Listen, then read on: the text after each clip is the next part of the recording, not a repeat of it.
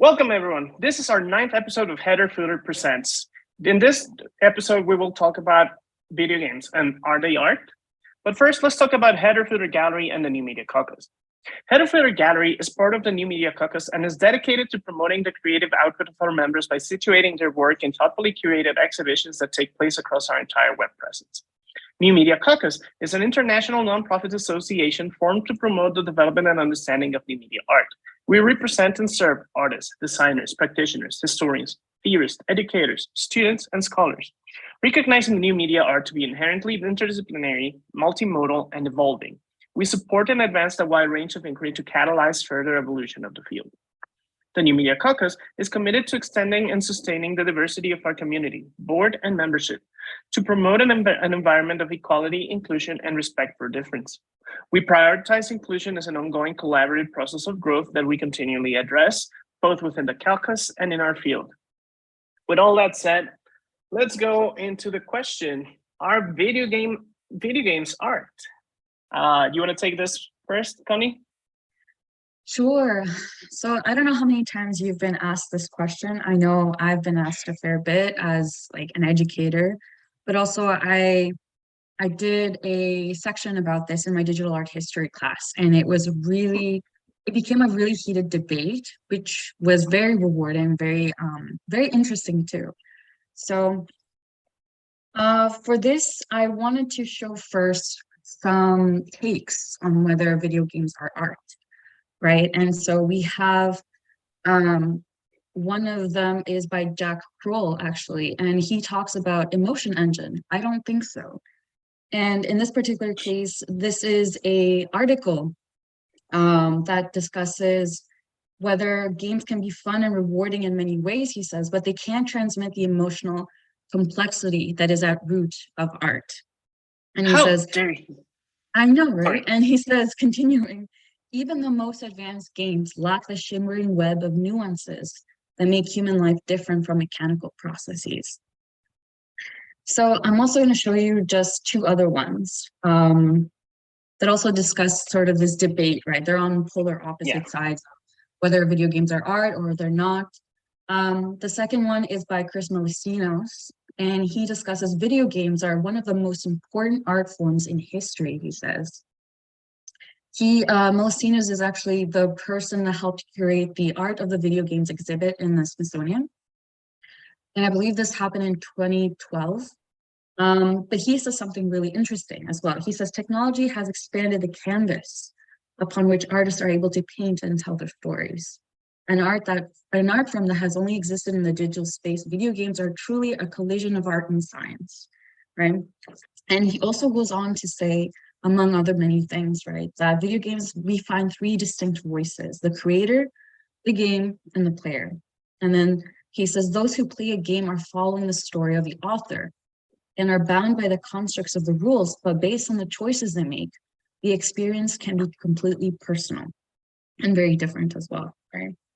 So this is just two of the things, and this has been a heated debate, I think, since like the 1990s, especially going on into the 2000s. But I think, at least personally, it has a lot to do with the influx of AAA games, but also in comparison to other games like more indie games, right? Like Flower or Journey that we're hopefully going to talk about a little bit today. The final one that I wanted to point to was Roger Ebert, and he was the one that was really controversial. Because he spoke about how video games could never be art, right? He says he was actually responding to a TED talk by Keely Santiago, who's a designer and producer of video games. And so when you read the article, it's really fascinating because he goes on into deconstruct and really he just discusses how Keely Santiago was wrong and, you know, all her premises about how video games can be art. And it's a fun read, I think, but he does raise a really good question. Do games require validation as art, capital A, right?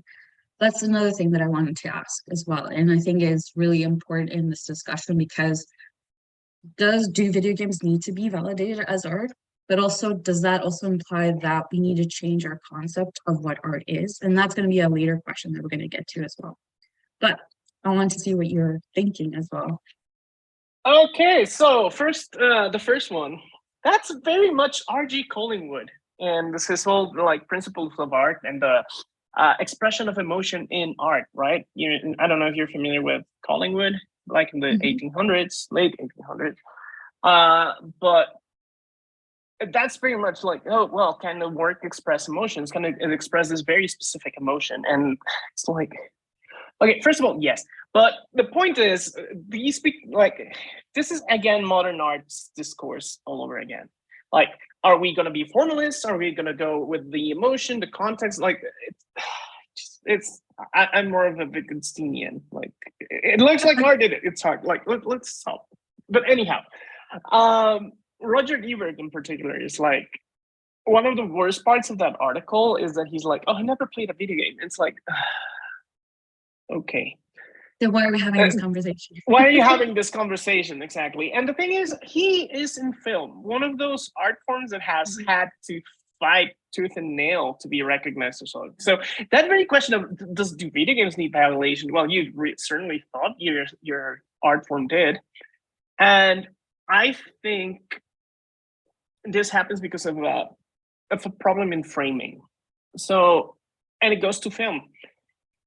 Nobody questions that there's film that is art, right? Like we have things like the girl chewing gum, like with John Smith.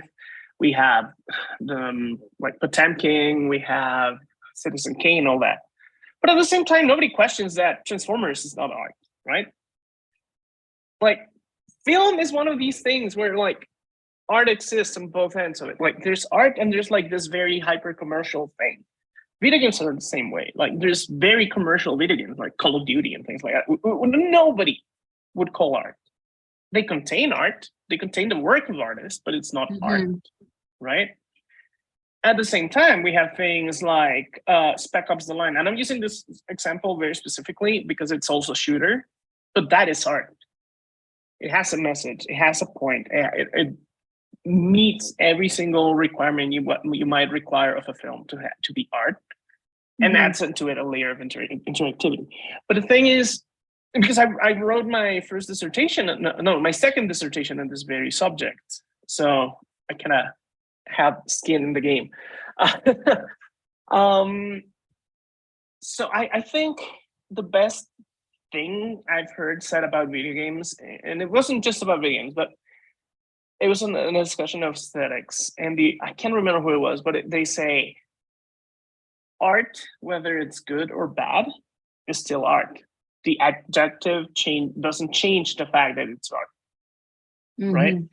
I mean, you can have bad art, like people like Tommy Wiseau in The Room, like he tried to make art. It's terrible, but that doesn't mean that he wasn't trying, right? And I think that this is a thing with video games. Like people think like they just see these things where you shoot and you like your main interaction is violence, and then equate that to all video games, right? And even if it has violence, things like The Last of Us, which is now a TV show that everybody's raving about, has these elements, right? It may not be the closest thing to art, but it's like Jeff Koons art. You know? But I guess the question, who gets to decide this? Because from what you're discussing, it feels like there's something inherent about it, but there's also some problems with that. Because, for example, when you have works like, I remember when we went to New York City and we saw the show at the MoMA, right? It's called The Art of Video Games. No, sorry, that was called Never Alone, Video Games and Other Interactive Design. Right. So I guess my question is, because I'm going to play devil's advocate here, does it become art because it's in the context of art, especially in our institution, in an exhibition space? Well, that's literally the institutional theory of art. Denis, no, it's not Denis. Anyway, yeah, I mean, in the end, that's how it happens. You have people in the art world, you have people in like artists, and then you have the public. And once all three of them kind of sort of agree that something is art, it gets included as art. You see this with photography, you see this with film, you see this with everything. Like, and it goes to something else. Like, in the end, over a long enough period of time, the chaff gets weeded out, right? And you get like these significant works, and we're already seeing this with video games. And but that specific show I had an issue with, and it's the word design, because it's the same That's something I thing was that going to the bring up VNA too. did. Mhm. The VNA did the same thing. Well, the VNA has more of a pass because the VNA is a design museum. It's not an art museum, but it elevates art design to the level of art, so they get a pass. But the MoMA does not get that pass, Mhm. especially with their lava lamp that they have right now. Oof. Yeah, that thing. For those that don't know, the MoMA has an exhibition by Refik Anadol where he just dumped a lot of paintings into the AI and just asked it to generate things. It's a lava lamp. This Yeah. is a shout out to Jerry Saltz, by the way, who very accurately described this phenomenon that's taking place in art, especially AI art, right? It's just, yeah. Anyway, besides the point. Yeah. But going back to, the MoMA does not get a pass for calling it design. It's like having your cake and eating it too. But the thing is, video games have characteristics that allow you to deliver. Like even if you play by Collingwood's rules of expression of emotion, we have things like Brothers: A Tale of Two Sons that communicate feeling through game mechanics. Specifically, I don't know if you played it. No, not this one. No. Okay, so this game, you have the controller, and each side of the controller controls one brother. So one trigger grabs on the is for one brother to grab things, and that same stick is for moving that person, and then the other one is the other brother, and you have to use both controllers, both sticks and grab buttons to do things like grab a box and move it this way, or grab a rope on one end and another one on another end and pull, but you're doing it with both hands. So in the beginning, it's very clunky, very hard, but that's the point of it. It's illuminating relationships between like siblings, like how at the beginning it's clunky, you're like playing, you don't have like a connection, and as life goes on, you generate these things and you learn to work together. I mean, in an ideal brotherly situation, right? And you learn how to collaborate and achieve goals. And then, and this is a big spoiler for a game that's like 20 years old, so I don't care. Not really a spoiler. Eventually, one of the brothers dies. The entire left side of the controller dies. You can't do anything with that controller. You push the buttons and nothing happens. And you feel the sense of loss because you've been doing all these challenges with the two sticks. And now you have to do everything with just one. And and then you have to bury the brother, and you do it with you pull the body, you put it in the hole, you start piling the dirt on it. And you're doing all this while the game demanding in a way for you to use both sticks. Like you want to use both sticks, but you can't because it's gone. Right? So there's the sense of loss. Exactly.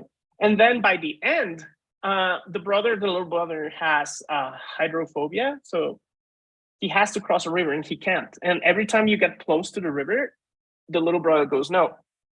And it goes no and goes no. But you can't use the big brother to like grab a boat or something or help him with a branch. There's nothing. But eventually you may try and use the other side of the controller by some chance, and you feel the controller vibrate. And when you feel that, if you use both sticks, the kid will go through the water because he's drawing strength from a memory of the dead brother. So it delivers this meaning of finding a will to go on, and power and empowerment from this dead person that it's no longer here, but still giving you strength to achieve the goals of the game. And it's really emotionally powerful. Yeah, no, I think the other thing that I wanted to, because I've played another game, not in the same regard as that, but I think thinking through things in video games mechanically, I think in those situations, and maybe even Hideo Kojima, like other games, they're pushing the medium further too, in this regard, right? Because it reminds me a lot of some of the debates, but also criticisms of early on video games, how they were just, oh, it's just mindlessly using the joystick in order to, Mhm. go through a goal-oriented or etc. Process of finishing the game. Mhm. Um, and so there are artists that really thought about this in critical ways, like for example, Char Davis, which is not Mhm. even video games, right? But she was responding to this sort of culture of video games that was prevalent at the time in 1995, 1996. And so what Mhm. she did an immersive experience, right? This goes back to thinking about video games as immersive experiences too. What she did though is she bypassed the idea of the joystick or the glove that you would have had in a lot of immersive Mhm. experiences in the 1990s, late 1990s, right? Mhm. And what she did is she did this sort of body suit that you were supposed to find your balance with. And even though her criticisms were valid at the same time, but I think thinking through the mechanisms of video games themselves and what they afford, but also how you can push them forward really and how you can integrate them right into the narrative itself is super important. And I think Yeah, that's some that you're seeing this a little bit more, especially in a game like that, which you said was what, 20 years ago? I think so. It's 2000 something, Yes. 2008 or 2005. Yeah, so it's an old, relatively older game, right? Yeah. But I think when you find these little affordances Oh, no, it's 10. that It's exactly 10 years. Sorry. 10 years, wow. And I think that when you find affordances like these, in a way to push a medium that is something that has become so commonplace, maybe even you can argue that, then that's when you see the potential of video games beyond their just goal-oriented forms. Because you have other games too, like, for example, that are non-traditional, right? That really Yeah. bypass the whole triple A, game style, right? That is very commercial, that makes money and stuff like that. So I was wondering if we can talk about games that also further the medium, as well. Well, I mean, first of all, I think we need to think of the separation, right, between indie, AAA, and then art games, which Yes, definitely. have different purposes. So AAA games can be art, like a few of them can be, like Bloodborne or Spec Up the Line. But these tend to be like the magnificent, grandiose things. Then indie games are people who still want to get into eventually doing AAA, but they do smaller experiences like Stardew Valley or The Binding of Isaac and all these things. And finally, you have the art games, which are things that sometimes they don't even care about playability or accessibility or things like that, where Yeah. sometimes this clunkiness is on purpose, right? Um, so things like The Path, for example, which is a take on Red Riding Hood myths. It's all about Mhm. women and all, and like coming to terms with their womanhood and through the lenses of Red Riding Hood. So every one of them has a wolf, but every wolf is different. So for a little girl, it's a stranger. For another one, it's a teen boy that's like dangerous, you know. So it's like all these things. And actually, that game was done by the same team that did Olina, the one that's like My Boyfriend Went to the War. Oh, yeah. Yeah, yeah, yeah, yeah. Oliana Lina. They did her work. Like they're Hmm. the technical team, and they did their own video games. Hmm. Um, so I don't know. I think video games, like the very niche and new things that push things forward, is things like that, like games that question video games at different levels. The thing is, video game history can really be traced in the same way that you can trace art history itself. Of So course, you yeah. have like the very, yeah, I think at this time is appropriate, primitive work, like Neolithic, like things from before, like writing and all these things, right? Hmm. Cave paintings. And then you have the equivalent would be like the very early games like Pong, which are representations of reality, but with very rudimentary means, just because the technology wasn't there for either one of them. And little by little, you start moving into like recreations of reality. So you have things that are like racing sims that start looking a little bit more like real. And then you have things that go into questioning graphics, like why should we be photorealistic? Exactly. And then pretty much the 2010s to the 2020s, more or less, was basically postmodernism. A lot of games were self-aware. That's the other thing I was going to bring up. Yeah, the self-awareness in these games. Yeah, so there's like the Stanley Parable is the most self-aware game in the history of mankind. And it's really cool because it questions everything about mechanics and things. And that takes me to the other thing. I think the games that more pushed forward, like the half push forward thing, are the ones that are not just playable things, but the ones that use mechanics to deliver meaning. That's the one thing video games can do that film can't. Because a lot of video games, and this is my problem with Hideo Kojima. Hideo Kojima doesn't want to make video games.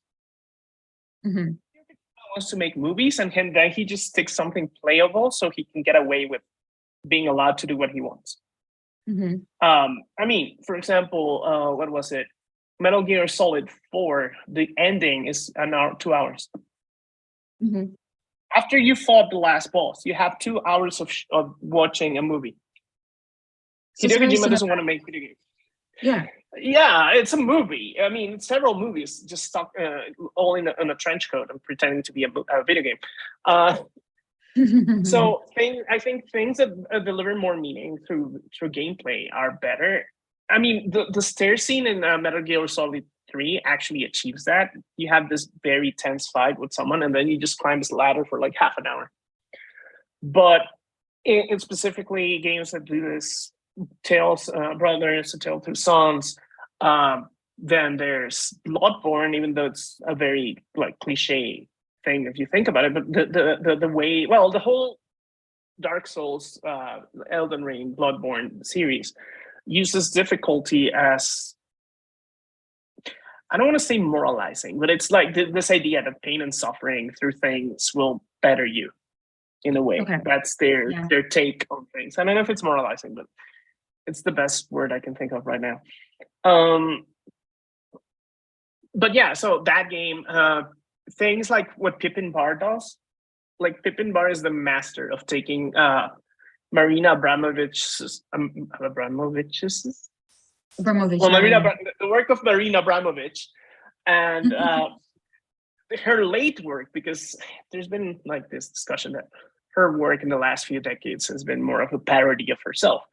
But Pippin Bar takes her work and through the mechanics of video games makes it have even much more meaning than it does in real life. So things like, because Marina Abramovich wants you to be in the moment. So things like meeting the artist by Pippin Bar, which is an reinterpretation of Marina Abramovich, The Artist is Present, requires you to keep a key pressed for like 5 hours. And if you can't alt tap, you can't pull out your phone and do something else, because if it's your turn to move and you don't move, you have to stop to start the whole experience again.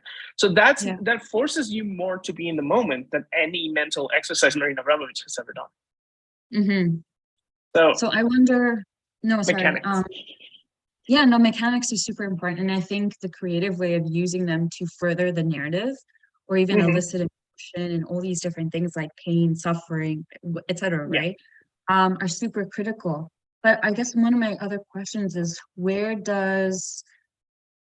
how do we reconcile the virtual component of video games that is integral to video games, right, as a separate thing from other art forms? Because you just mentioned, right, how in this particular example that you just gave, the virtual component, but also the mechanics of it, further along the message than, for example, Marina Abramovich's performance in real life.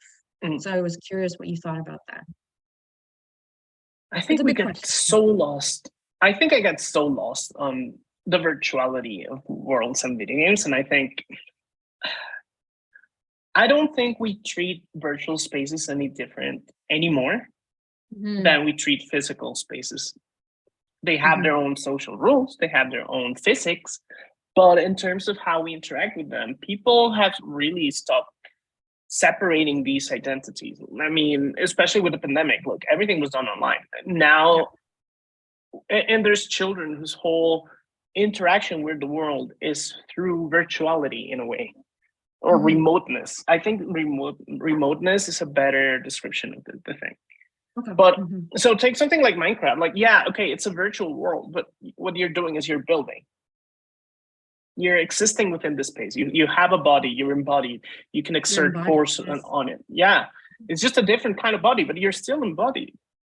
I don't, virtuality, I don't know, like doesn't really hold that much interest to me anymore. In terms of, it's a very philosophical question. It is. And I'm a little bit too practical for it. Fair enough. I think what I was trying to get at also is there something that, because video games are inherently virtual in the definition that you want to give it, what are the affordances of that versus traditional, artworks that you can experience, even performances, right? Like Abramovich's. Okay, I want to take a little bit of what I said back then.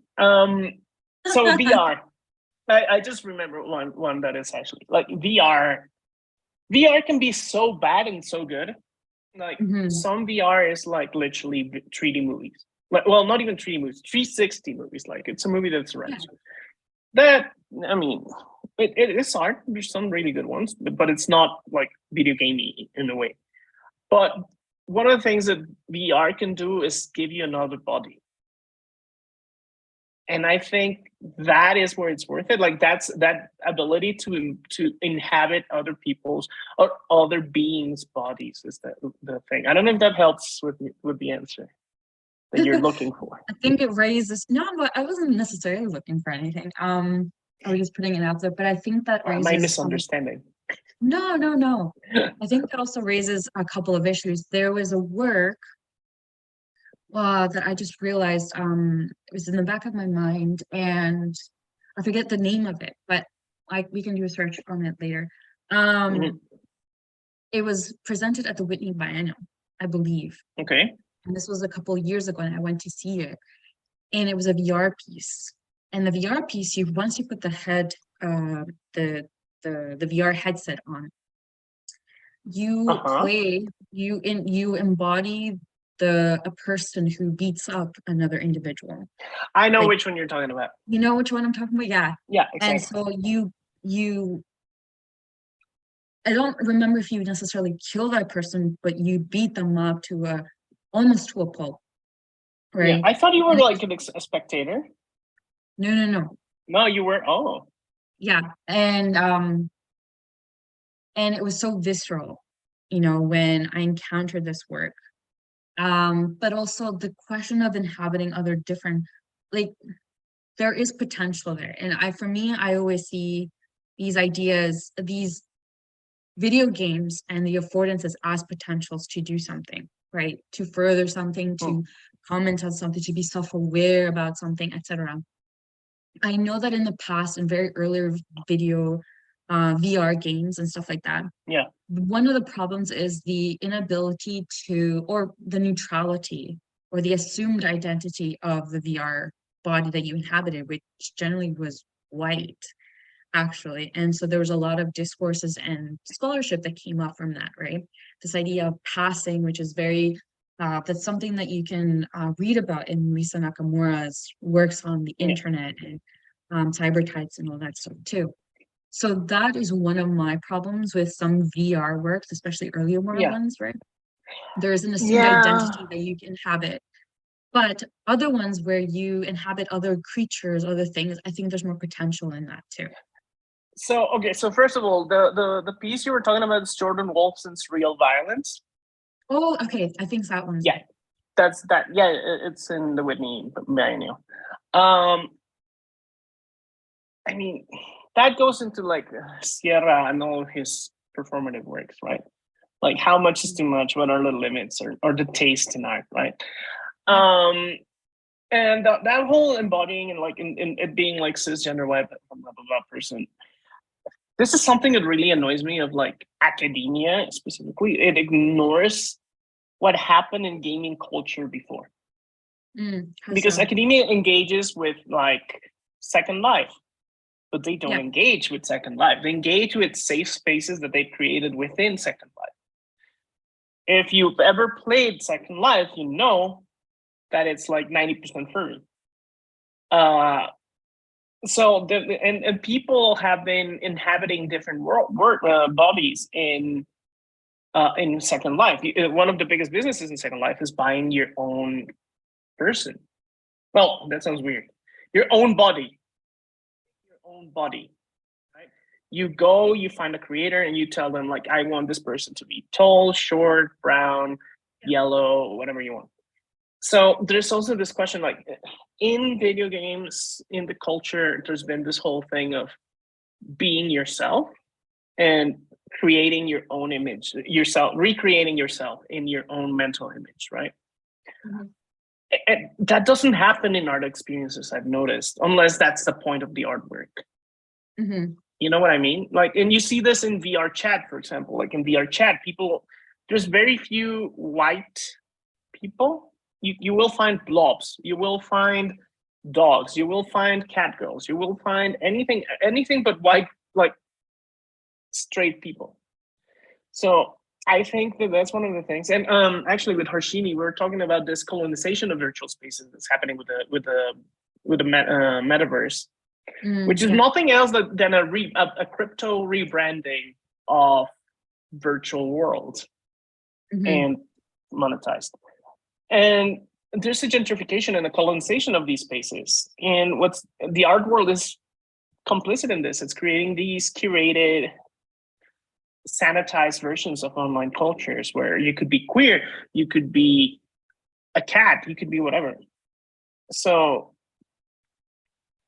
in the end, I think that, yeah, embodiment is really good. It's just that the art world does not approach it the same way that gaming culture, alternative gaming culture in general, does it. And I think Yeah. that's the issue, right? I think embodiment can be really useful, can be really powerful, especially if you use it to demonstrate, to show you.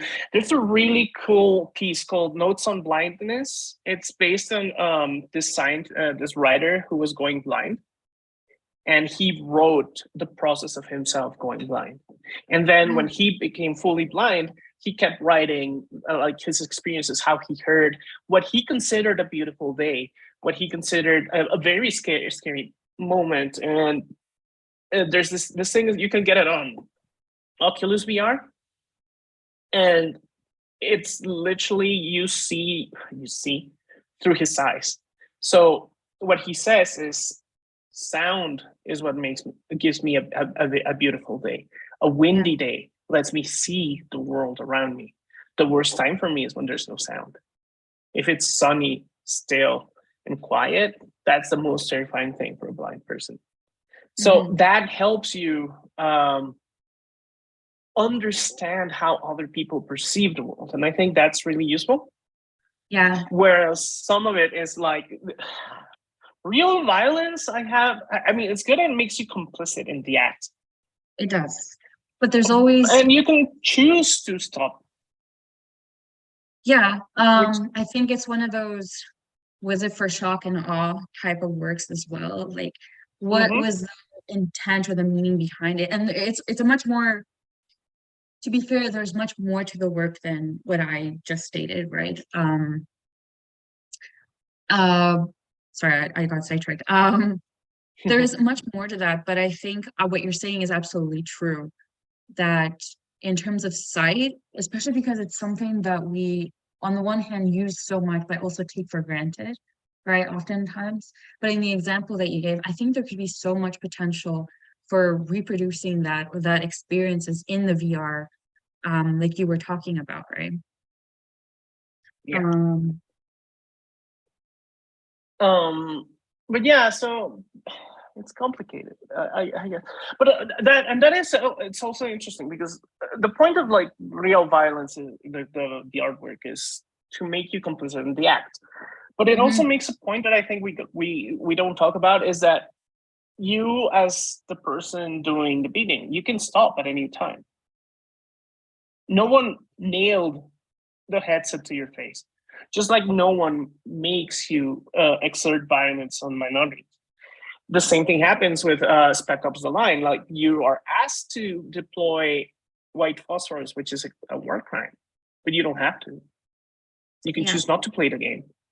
And I think that message is also lost. Like, we as an audience feel that we have to feel the complete experience. Yeah. Right. And I think that's something that's worth questioning. At the same time, yeah, it could be for just shock value. Sorry. It could be just shock value, but I guess my other question is, is it also because you want to see it through, that there is potentially a narrative, even though there might not be one? Is it because of this linear concept that we have of things progressing to a certain point that we become complicit and continue to, I think so. Right? Yeah, I mean, there's this need to finish experiences, right? Like, you want to find the end of the movie. You want to, but at the same time, that very drive has to be fought in everything we do and we live. Like, we don't have to finish. And this goes into, like, even silly things. I used to do this. Like, I would start a show and I hate it, but I had to finish it. That's not true. I can stop at any time. I'm wasting my time. Why would I finish something I'm not enjoying? Right? So this act of letting go, I think it's something that should be explored more. But the problem is, if you tell people you can stop it, it loses its power in a way. I don't know. It's complicated. No, I think there's something very generative about that I think is worth exploring. Just like you were saying, when you were talking about this blind man's experiences of, I'm going to use the phenomenology, no, I'm kidding, of being in the world, right? And experiencing things outside of just sight.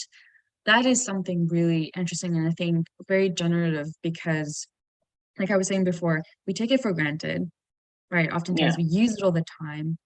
And yet, there's been so much scholarship and research about this, how other beings and other animals and things, experience the world differently, that could be a really good avenue for pushing, the message, eliciting emotion, pushing the narrative further in creative ways, right?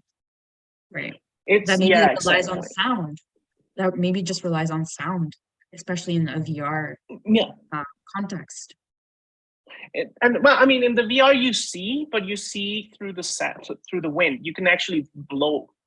So when you blow, you see, like, the things light up and take shape. So you hear like a seesaw, and then you see the seesaw going, but it's like a very vague form of it. Because it's literally an reinterpretation of something, of a phenomena that's imaginary and mental, but at the same time, it still gives you this feeling of what's happening. But yeah, I mean, it's complicated, I think. And I think games are so entrenched in the language of violence that if you make a work that uses that and narrative, if you use those two things, you're going to be fighting an uphill battle. Not that it's not worth it, but it's going to make your transmitting your messages way, way harder, unless that's what you want. That's why this is like, is it for violence or is it for understanding, right? Like with the real violence piece, like we'll always have the doubt. So the intent, I think, is what we've come to. The intent is what is very critical in these sort of situations, right? What is the purpose of violence in this particular VR game from the Whitney, right? Does it further something along, right? Or is it just for shock value? But let's turn to some other games. How about that? Let's pull out the slides. I think we have some interesting things. Maybe we just do like a quick explanation of some. Of course. Unless we want to go deeper. No. There we go. Never Alone. That's the exhibition you were talking about. Yeah.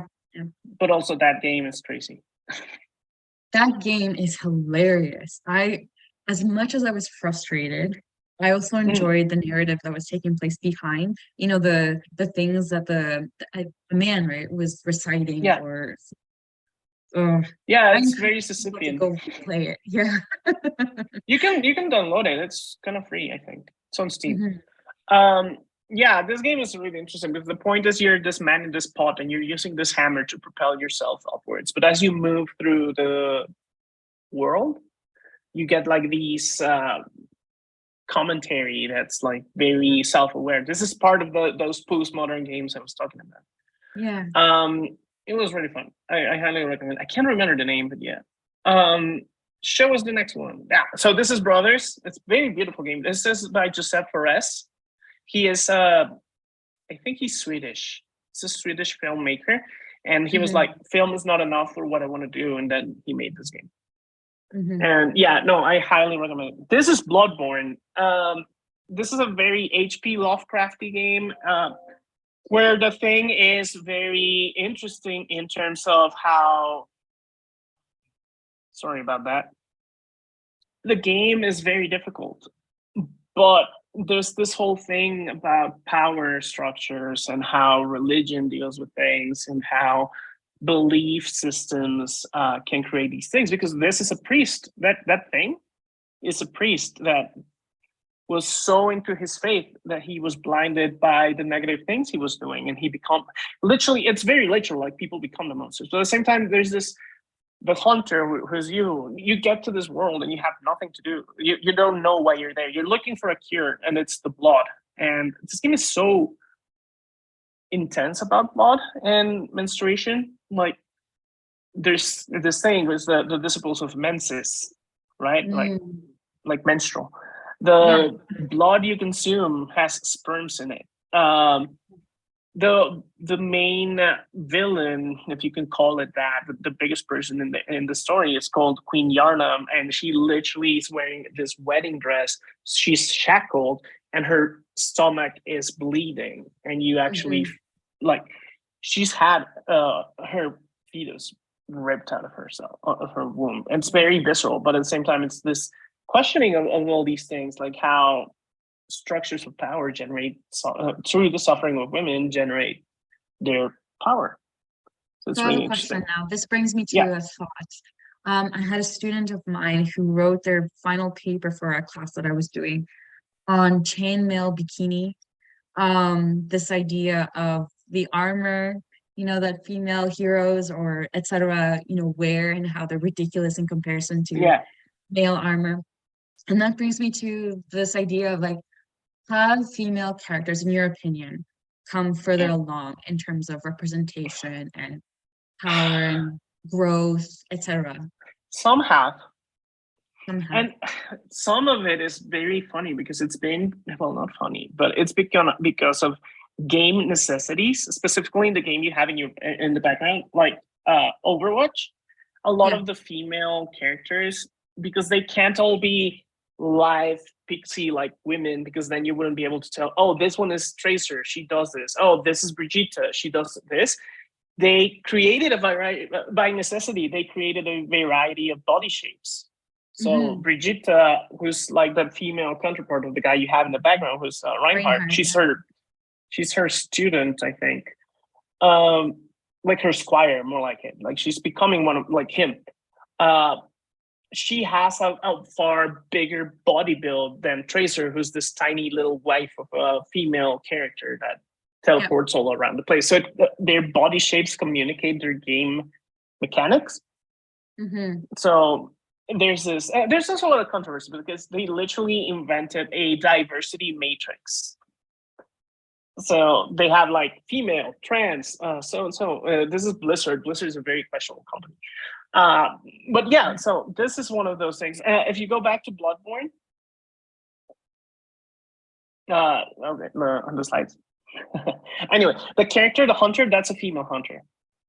This is one of those games where like there's no chainmail bikinis. Like female armor is just male armor. Yeah. Right? Like, well, not male armor. Like it does have shape. Like you recognize that this is a female person, but it's not like, look, I have boobs, right? Or gigantic boob windows and things like that, even if it's ironic in some games, right? Yeah. So there has been progress. There's things like video games that are like more like Stardew Valley, for example, where you you can create your little agrarian utopia, where the characters are female. So there's games like Control, where this woman walks into a place. It's basically the Matrix, and she becomes the leader of this organization just by picking up a gun. But she's not dressing sexy. She's wearing a business suit, or she's wearing a leather jacket. Like, she dresses like you, literally. Um, so, and she has powers, and she seems to be the only person who knows what to do, while the men just blindly rush into battle. So there has been progress. It's just very slow, and every time there's a female character, you have a bunch of reactionaries jumping at it. So, for example, in what was it called? The Last of Us, the sequel. One of the characters is this woman that's very strong, very big, and, well, not big as in fat, but big as in muscular. And people hated her because she had muscles. Like, how dare a woman have muscle?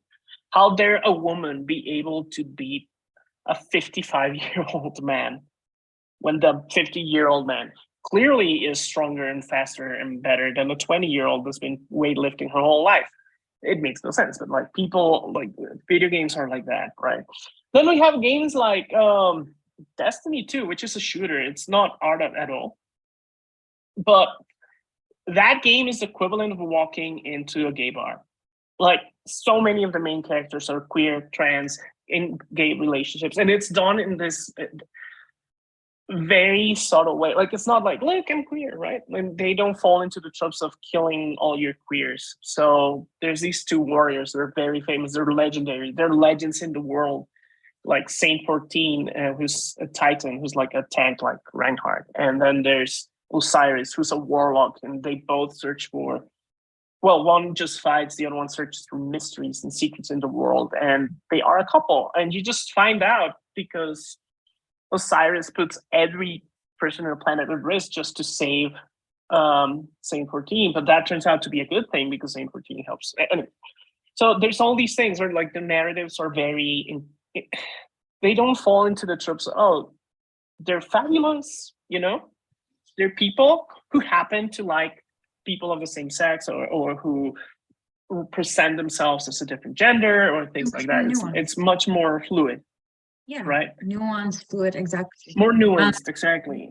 Yeah, no, that reminds me a little bit about, what was that game? Cyberpunk. Cyberpunk, yeah. Yeah, and how you're able to choose your own gender and parts and everything like that. But it also has consequences in the storyline too, which I found really interesting, because certain characters will only interact with you or have a love interest in you if you have certain, for example, genitalia, right? Regardless of how you identify and things like that. So I thought that was interesting too. I think though, with the examples that you gave are really great, because it's not so much as we're gonna do this as an additional thing, but if you integrate it into the storyline and make it more nuanced, and it becomes something other than just, what is the word I'm looking for? Fan service? No. No. Queer baiting? Queer baiting, yeah, exactly. Yeah. So I think more self-awareness in that regard, I think, is important in video games. But what's another, we have more slides. Yeah, more slides, please.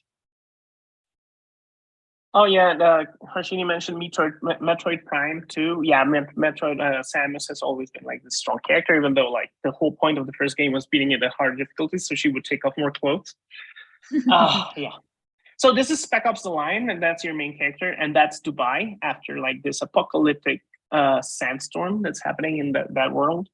And it's basically Into the Heart of Darkness. You're literally looking for a general called Conrad, and you're doing all these things. That your character is literally dead set on finding Conrad and stopping him, because he believes that he is causing like fighting inside the city and everything. And as the game progresses, it reveals it's actually you who's been like not listening to reality, because you're so dead set on these things. And when you get to the end of the game, Conrad is already dead. The people you've been fighting have been you and peacekeeping forces. You've gone rogue, and you've been hallucinating a lot of things because of PTSD. So it asks a lot of questions from you because as a gamer, you're not used to being questioned of why you're shooting things, and the characters tell you like these are refugees, don't do this, and your character's like literally sees them as soldiers, even though everybody around you is telling you not to do it, and they're telling you that they're innocent because you as a player see them as armed people. You don't listen. Yeah. So it's a bit of a metaphor about how when you have a hammer, everything looks like a nail. Mm-hmm. So it's an indictment on, like, you know, jingoistic America and all these things. It's a really interesting game. Mm-hmm. This is Molindustria, Paolo Perdicini. He has this, well, it's a collective, but they have this gigantic collection of Flash games, which unfortunately a lot of them are dying. So you need to, like, they've been porting them, which is really good. And it's one of the risks of new media. It always goes away. But in particular, the bottom one on the right is really good. You see those white and black figures, they're shooting at each other, but it's you in the past. And every time you kill the black one, another one appears, but it's you from the last round. So it's talking about the perpetuation of gun violence in America. Then the one to the left of that, it's McDonald's. So you have to run this perfect McDonald's. And it's literally impossible to be sustainable about it. You have to keep clearing land and clearing land and clearing land and taking over water sources. And it exposes the industrial farming industry, right? And there's a lot of them. Like I highly recommend if you go to Molindustria, we should probably put a note there, or we'll make a list of links on the YouTube video, so you can go in there and, you know, find all these things we're talking about. But it's really good. It's really, really good video games. Very critical, very left-leaning, obviously. Very critical of capitalism. I love them. Hit us with another one. Yay! Hades. Everybody loves this game. So this game goes around like it's the counter of everything I've said. Basically, it's just kill, kill, kill, kill, kill. But the story behind like why people do things, how they interact with each other, that's where this is like a visual novel married to like one of the most basic gameplays ever. Like shoot, kill things. If you die, start again, do it again. But it's really good. I mean, I'm gonna say, and the company that does it, like they have some even better ones. Bastion, I think, is fantastic. Very good. And the other one with the woman in the 20s, that one is even better. I can't remember her name. Transistor. Oh my God, Transistor is fantastic. I think Transistor is better than Hades personally, but you know. And they do have a bad one that's like volleyball. Ignore that one, please. Skip that one. Nobody play that. Then we have, this is like on the more abstract side of things. This is Pippin Bar, and this is the Museum of Water. It looks simple, but the thing is, each one of those cubes is rendering water in a different way. So he had to find a way to render inside a rendering engine with different modes of rendering. That sounds very repetitious. It's very meta, yeah. If you're a technical person, this is an achievement. It's insane, and all his work is really weird in one way or another. He's a game designer and professor, an academic. So he's the one that did the Marina Abramovich things, but he also has like the Rock of Sisyphus, or How to Be an Artist, How to Break into the Art World, and they're all these absurdist pieces, very in the line of like Duchamp, or like Dada and Fluxus. It's I love it. His work has always been, and he's such a nice person as well. Next one. Journey. I'm gonna let you talk about this one. No, this is a fantastic game. I thought, I don't even know how to encapsulate my thoughts into this game.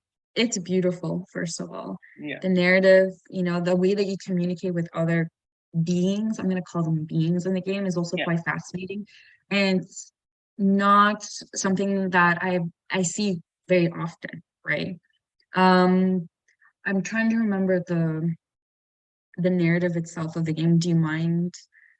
Sure. So you're that little red person, and you're going up to that mountain in the background, and the whole game is a metaphor for life.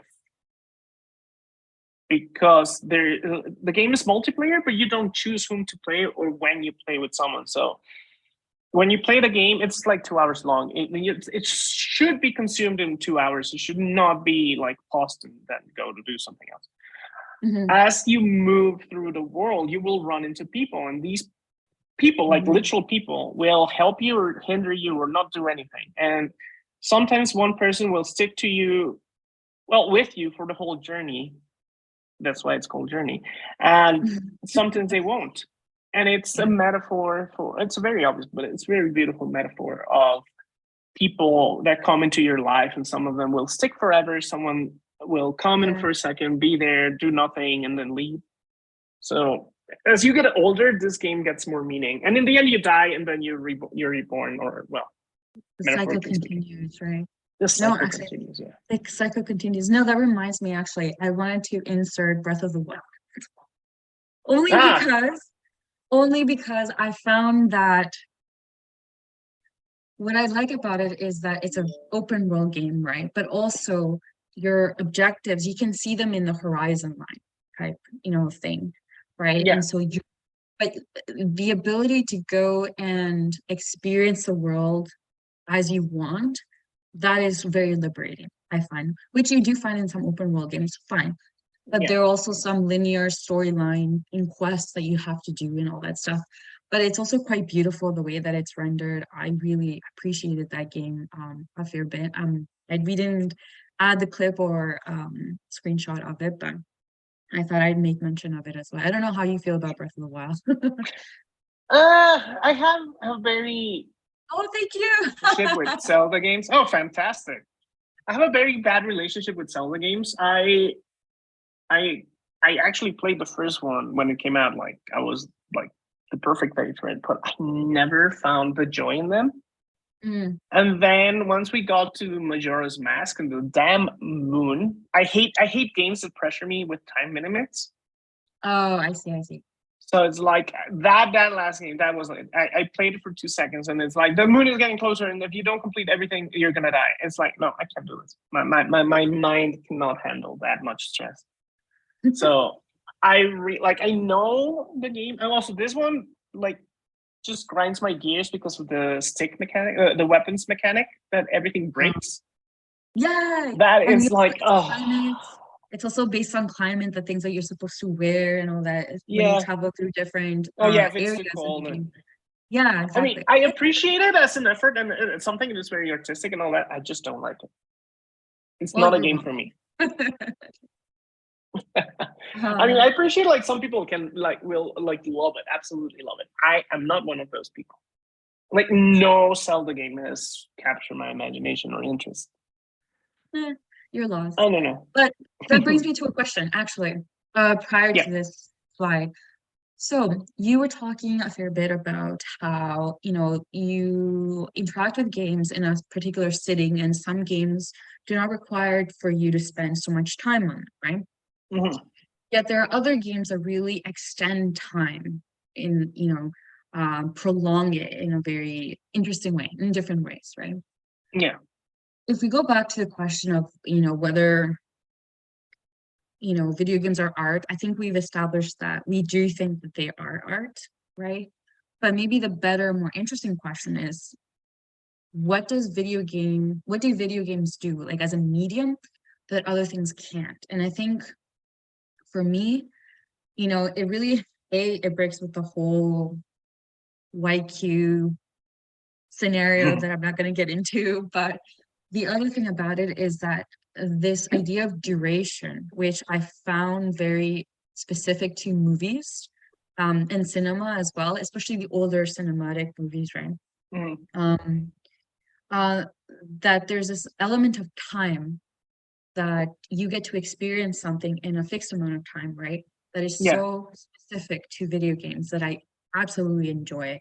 And I find that is so critical and something that can be pushed forward. And many games do. So I'm wondering is, our sense of experience is tied to this duration, right? How is that? It is different from the way that we experience, for example, other works of art. So do you think that is something that it's really pushing forward, or like that makes it the video game as a medium? So that's an interesting thing, because of all art, the only art forms that require your full presence into the experience is interactive works. Exactly. I don't care how transcendental you find Starry Night, or how transcendental you find the Mona Lisa, or how transcendental you find, I don't know, Bernini's sculptures. It is a fact that most people spend less than 28 seconds, no, like 6 seconds on a work of art in a museum context.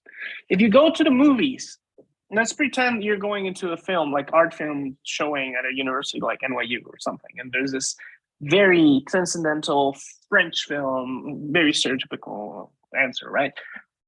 You can still pull out your phone. You can still fall asleep. Video games do not allow you that. Yeah. Video games require you to be there. Video games require you to exist within the game. Video games require so much more of you. And I think that's why they're so big. They're bigger than movies. They're bigger than any other form of art. And it's because you cannot sleepwalk through a video game. Well, you can, but it's still, you still did something. Yeah. Whereas observing more traditional art, like unless you're like very dedicated to it and you're very making an effort, you can sleepwalk through it. And you see it when every time when you go to a museum, people just walk through, and it's like it, don't like it, like it, like it, don't like it, like it, like it, don't like it, and then they walk out of the museum. Like there's no conscious effort to consume the thing. And even then, like even with all of that, people still do some very terrible readings of video games. Like media literacy is this thing that it's so getting lost, I think. The one thing that I just actually thought of is, yes, this idea of media literacy. There has been a tendency, I'm not going to name names, there has been a tendency recently in some art historical research and scholarship that has gone out, especially in the framework of video games as art and vice versa, that some art historians unfortunately have only talked about, for example, the landscapes of video games, right? And sure, that is valid, but that is the art of video games. It's not video games as art. And one thing that really grinds my gears is how we completely, not we, but some art historians really ignore the whole interactive component of video games and how it is essential because they don't play them. Because they don't play them, right? And they're exactly, and that has to do with the lack of literacy in technical knowledge also of video games, see the mechanics, some games, even I find that are not very beginner friendly, for example, right? I don't consider myself a very, an expert video gamer. I do enjoy them, but the tendency that I have seen about completely ignoring the interactive, the mechanics of the video games, which I find so fundamental to them, it really bothers me, and it keeps coming up. And so if we do go to, for example, don't play video games. So that brings me to the slide of Roy Ascott. For some reason, I was thinking about Roy Ascott today when we were talking about we're going to have this podcast or Zoom chat about video games, and I said, well, he comes from the tradition of cybernetic art and all that stuff, but in this particular text, he talks about the differences that he found with the cybernetic spirit, right? The issue of control and feedback and mechanisms and computers, etc. And how this shift has changed the way that we interact with art. And for him, interactivity was so important. And it's not just something that the artist does and like leaves out into the world. No, the person interacting with it becomes so integral to the experience of the artwork and making the artwork, even becoming the medium itself too. That I find so fascinating, and that I can relate some regard to video games. And the last thing that I'm going to say before I finish my rant is that people who say that video games are not art are people that don't have an understanding of digital art history or new media art history. Because we already know, well, people already know who, study this, who have, that know the history of it, that video games and other art mediums, new media art, involve things like interactivity. That's already a part of the work itself, right? And I think if there was more of an integration into both of them, that would help a lot more individuals see not only the potential, but also the promise, right? And the experiences that are worthwhile in video games too. So that's my rant. Yeah, that's a thing. Art historians, for the most art historians are used to not being participant in the works. Like even things like Marina Abramovich, like you just sit there and look, right? And most works, as we engage with them, like nobody touches like the bolids from Elio Tisica. Like you cannot do that because they're in like glass cases. So art historians are used to interactivity not mattering. Curators as well, like they're like, no, we cannot touch this because it's going to break. And conservators are even worse for that. So everybody's used to passively consuming these things, and they think they can do the same thing with video games. And it's like, okay, no, you will not understand. Parchini, did you just say with Abramovich's works that you just sit there and look? How dare you? Okay, fine. There's the one that, like Rhythm Zero, but even Rhythm Zero, like nobody except the people that were there at the moment are participating with the work. Art historians are engaging with it through a video, a very grainy, very curated video. Right? And that's how we think we can consume video games. We watch the trailer, oh, it's solo shooting. Oh, well, the trailer's made to sell you the game, generally. Yeah. And that's not going to communicate like the mechanics of Brother, A Tale of Two Sons, right? So art historians historically have been used to being passive, and they think they can apply that to interactive art. And I don't know how many people I've taught, like, I don't know how many curators that do curating VR and AR and video games don't own a VR headset. They don't own one. And it's like, how can you, how? It's like not being able to see and wanting to talk about the painting without having the ability to see the painting. Yeah. It's, you have to be able to engage with the work to be able to communicate what the work does. So otherwise you're just showcasing video art or turning video game into like this limited thing. And it is a thing. It's a very annoying thing. And I think that's going to change as soon as my generation finally gets into director positions. So like millennials, someday when we're 80. It still has a long way to go. Yeah. It's not gonna be a simple thing. It's gonna be complicated for all of us. And then you put Osmos. Oh, well, I already discussed Osmos a little bit. I think it was one of those works that was really important for its time, and it still is. No, definitely. Yeah, because just the way that you interact with the world, you move through it, right? It's not your standard joystick or glove, data glove that you would have back in that day.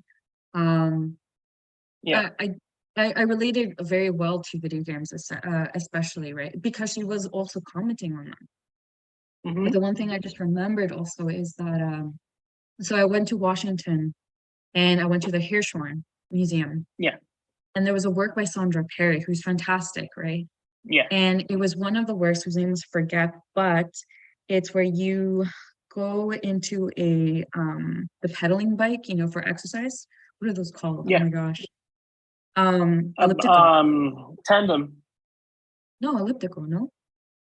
Elliptical is the one that you do exercise on. Yeah, that one. Oh, okay. Okay, so there was an elliptical in one of the showrooms, right? And there was a screen attached to it, a 3-panel screen. Oh, I know that one. No one interacted with it.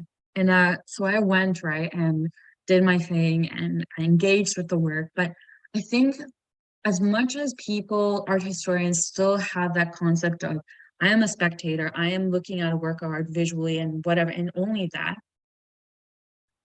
to some extent, the public is also not used to interactive works of art No, too. because we've trained them that way.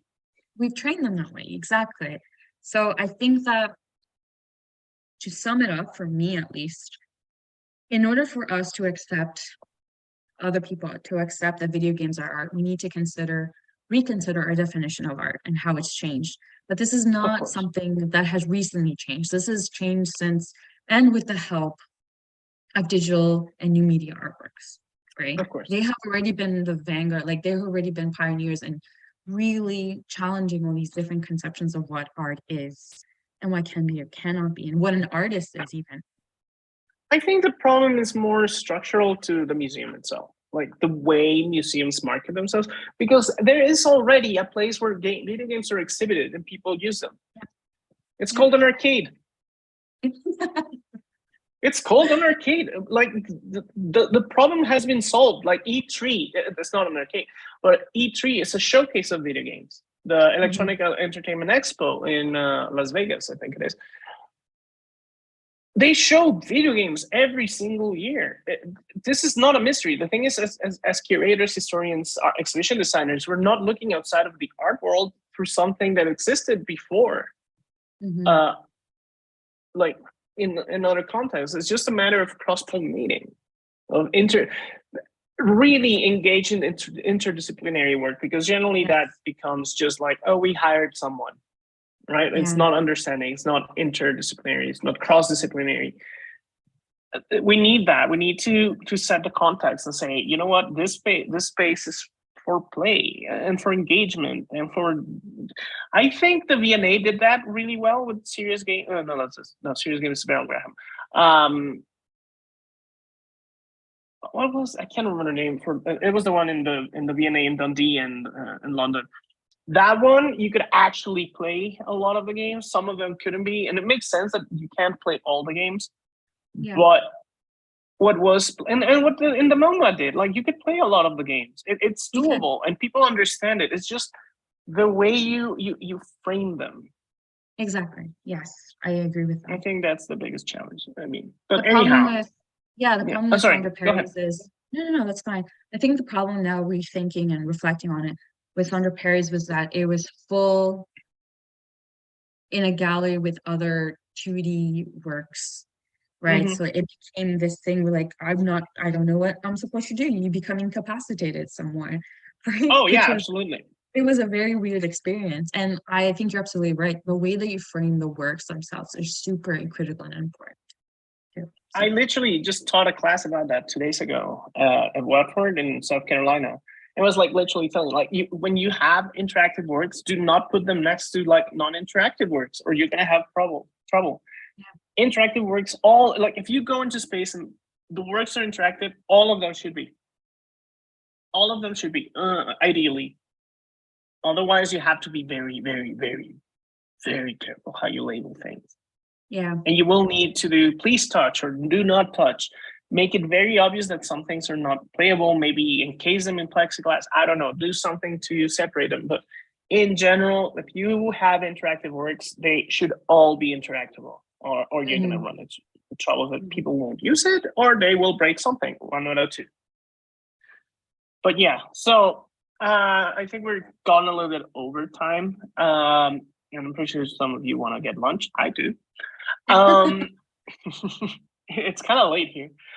Anyhow, thank you for your input, and like this discussion was really interesting. Also, thank you, Harshini, for your in chat messages that really were poignant and to the point.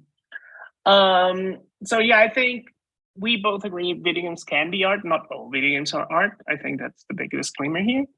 But let us know what you think in the comments, and please don't forget to like and subscribe. Sorry, I have to do that. Well, and we'll see you next time. Thank you. Thank you so much. Bye. Bye.